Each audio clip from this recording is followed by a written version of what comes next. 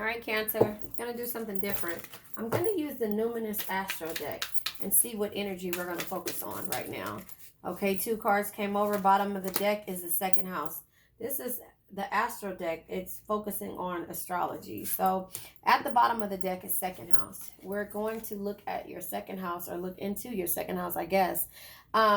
Material world, possessions, finance, talent, values, worthiness, wardrobe, luxuries, credit score, security, and aesthetics.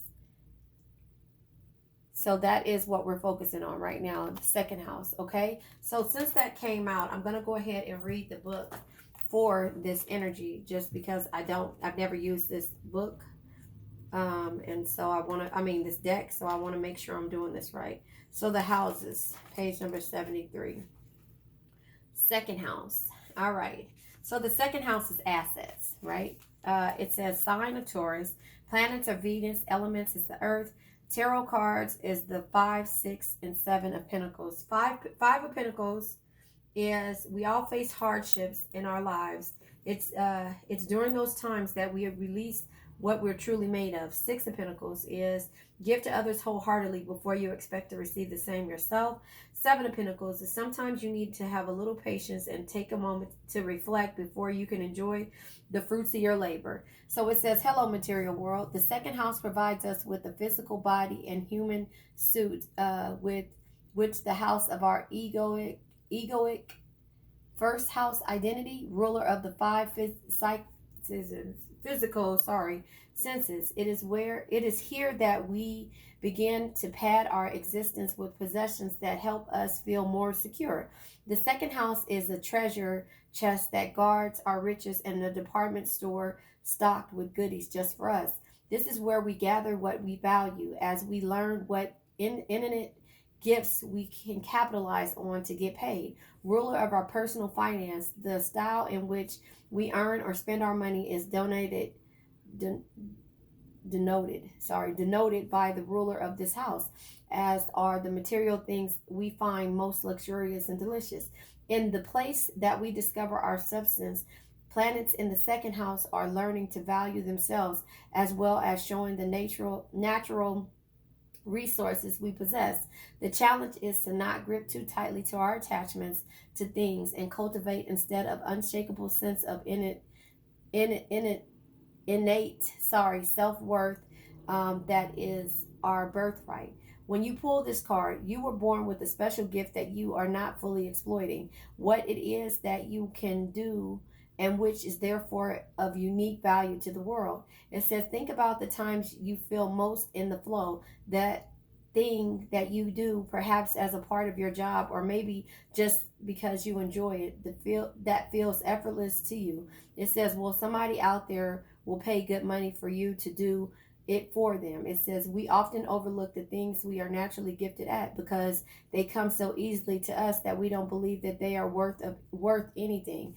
The second house card is inviting you to flip the script and trust that doing more of what you love will help the abundance flow. Journal prompt. My idea of luxury is, so that's what you should ask yourself. What is your idea of luxury? And that's the second house. All right, the other cards that came out is Pisces and Taurus. The bombshell, it says, earthly, practical, steadfast, productive, fertile, tactical, worthy, ripe, pleasure seeking, sensuous, blooming, solid, possessive, tenacious, loyal, patient, and deliberating. Deliberate. So this is the bombshell card, the Taurus card. Could be dealing with the Taurus, or Pisces, the mystic. It says imaginative, compassionate, healing, empathetic, mystical, adoring, magical, allowing, dreaming, enigmatic, spiritual, emotional, escapist, impractical, oceanic, self-pity, and illogical. That is Pisces, the mystic. So you could be dealing with the Pisces. So this is your second house. This is focusing on, the material possessions in the world.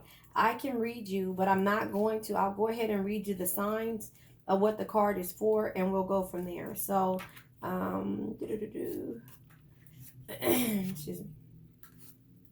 So with the, sorry you guys, for Taurus, right? The quality is fixed element air. Venus is the planet. Second house symbol, the bull or the cow. Body part is the neck. Rose, the color is rose. Metal is copper. Gemstone is emerald.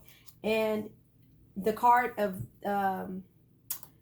Taurus is the Hierophant, and the style comfortable luxury, classic denim, cowboy boots, silk blouse, and a camelback coats. It says scent is ripe, decadent, rich, chocolate leather, and bourbon. City is Rome. So it says when you pull this card, Taurus means it's time to get back to the basics of love and self-worth. It says what feels delicious right now. Confront any signs of scarcity mentally and explore what's holding you back from believing in life's endless buffet. Try to simply want what feels good to want and move forward towards it. It says this is a prime feasting energy, and you're asking to celebrate the sensual in all forms: sense, sights, taste, touch, and smell. You don't have to do anything at all right now. Simply lie back and appreciate the treats. Journal prompt is a list of luxurious experiences you can gift yourself every day. So that's Taurus energy, right? So you could have Taurus somewhere in your chart.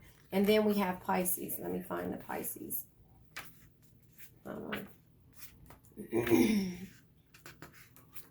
Sorry about that. Where is Pisces? It's Aquarius. Pisces, the mystic. It says, I already read that part. It says, Pisces card is the moon. But it says, when you pull this card, you are being beckoned into a deep end of your own ocean, toward the medicine of retreat, silence, and stillness, where you could allow rather than effort. What it says, where could you allow rather than effort right now? What needs to be felt rather than figure out? We often feel like we need to get over past pains or move on, but Pisces energy teaches us to move with and alongside all of our emotions without judging or assessing their significance or worthiness. Melt, dissolve, drift away into a dreamland. The Pisces card wants you to reconnect to your magic by checking out to check in. Wander under blankets of stars or at the base of a mountain where you can feel like a tiny deck and mist of dazzling whole. Journal prompt. Journal about the last vivid dream you had and let your imagination fill the gaps. So that is the Pisces card. So let's go ahead and pull some more energy. So if these are in your, it's somewhere in your chart, you're dealing with assets, you're dealing with a mystic or a bombshell, however it goes, Cancer. So take what resonates, leave what doesn't. What is important to you? Material? Is it being a bombshell, being a mystic? Who are you, Cancer? That's what it's asking you to ask yourself. Who are you and what are you dealing with? Are you empathetic as a Pisces or are you adoring as a Pisces?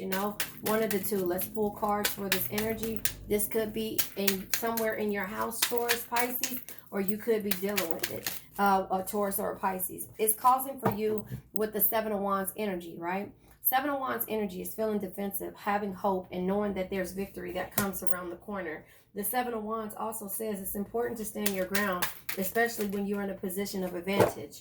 So that is where you are. You're protecting and being in defense when it comes to your energy now, Cancer, and that's where it is. So like I said, if you have Taurus in your chart, you're looking at the sensual things and the being loyal and patient at the same time, but you're deliberating. Okay, the card that came out is possessive. Yeah, we have the Eight of Swords in reverse. And the Eight of Swords in reverse is hidden personalities, lack of space. And so that is what you're dealing with. The Eight of Swords also says that now is the time for stealth and discretion in your action. Excuse me. It says the only limits in self-empowerment are those that you place on yourself. So that is feeling like you are trapped or feeling like the need to to have space, Sometimes we feel like in the process of us being in defensive mode that we need space from a person, place, or thing or situation. And that's the reason why, you know, the hidden person, because they have hidden personalities. So you feel like there's lack of space. But at that same time, with the Seven of Cups energy that just came out, it's like you have choices, you have options. You also have hope, but this is a way of the universe telling you and sending you warning signs, you know, so that you won't have any type of disappointments coming up. So we're going to go ahead and clarify this, Seven of Wands energy. The Seven of Pentacles tried to come out, which the Hangman in reverse comes out with the Seven of Wands energy. So the Hangman in reverse is sacrifice, lack of control, but you're trying to control every situation, and you're trying to look at things and have hope and be defensive at the same time. But you feel like there is lack of control when it comes to the Hangman being in reverse.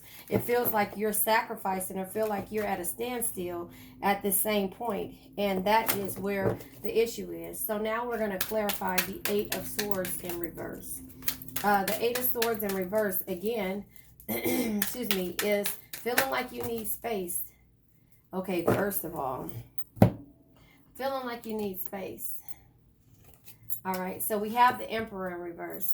With the Emperor in reverse, the Emperor in reverse is chaos, anger, you know, and so at this point, which you feeling trapped or feeling like you need space, you feel anger, you feel like there's a certain type of chaos when it comes to what you're going through. Only you know what you're going through, but you have options. But also the Ten of Pentacles comes out, and with the Ten of Pentacles being here, the Ten of Pentacles is letting you know that there's harmony at the end of this. You can have your happy life and your happy love if you just keep going.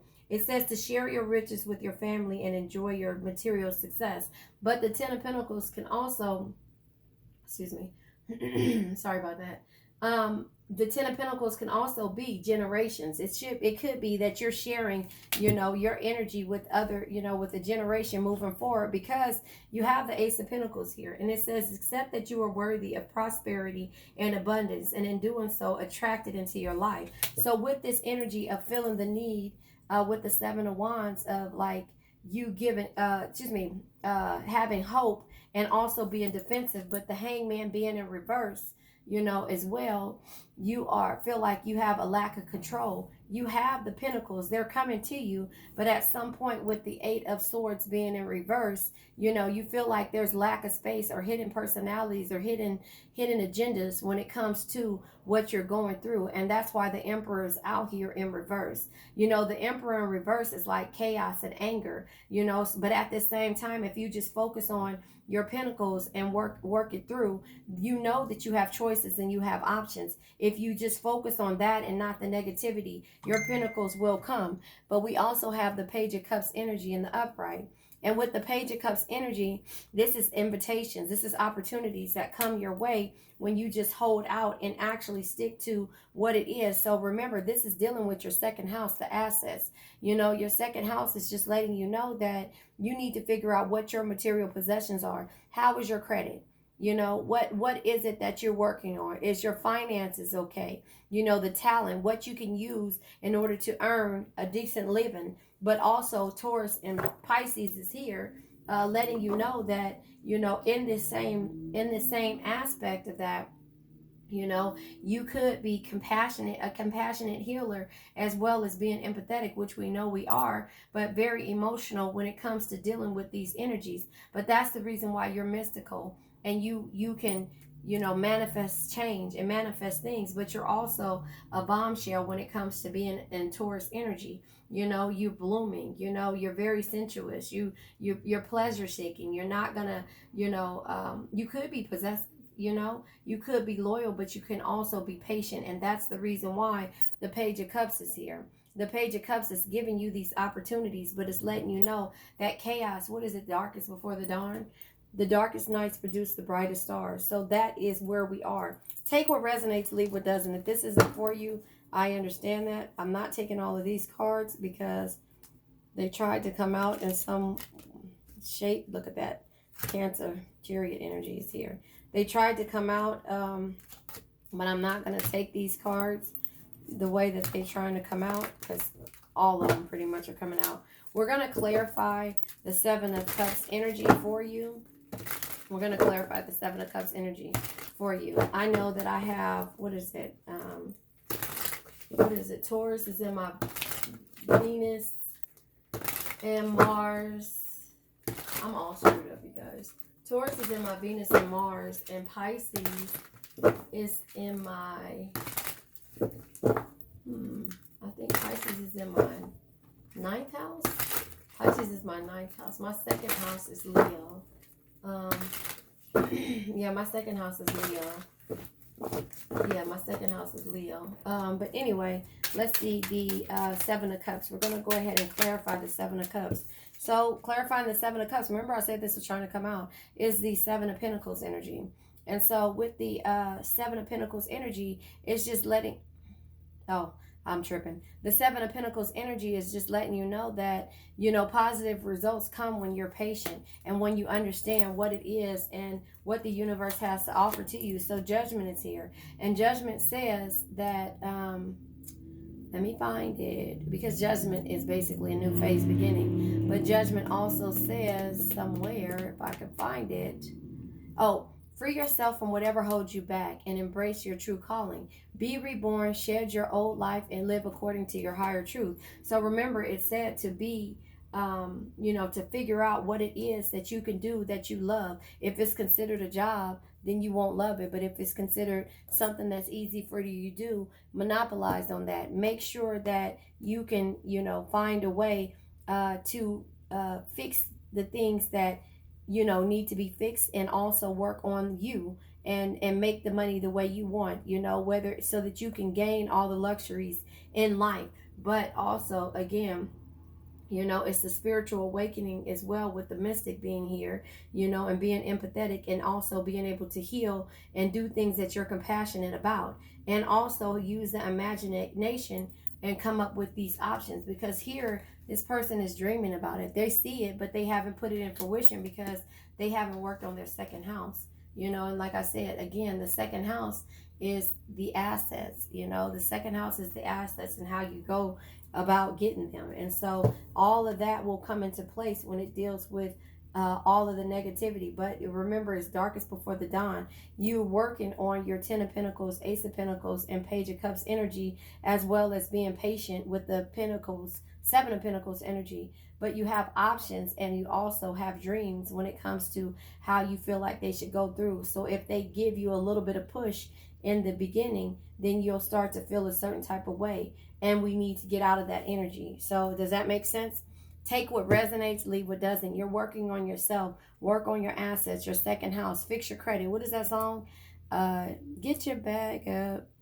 Fix your credit, girl. Get something. Go get that degree. Focus on me. Whatever it is. Whatever it say. I don't know. But anyway, unlock potential that you didn't know you had in you. And then it says, forget that person. There you go. But that's where we are with this read, you guys. Taurus in your chart somewhere, Pisces in your chart, or you could be dealing with a Taurus or a Pisces, one of the two. Take what resonates. But basically, it's you working on the things that you love and see fit, and your creativity is basically how it is. And be patient, because the things don't happen overnight. The darkest nights produce the brightest stars. All right, you guys, have a nice day.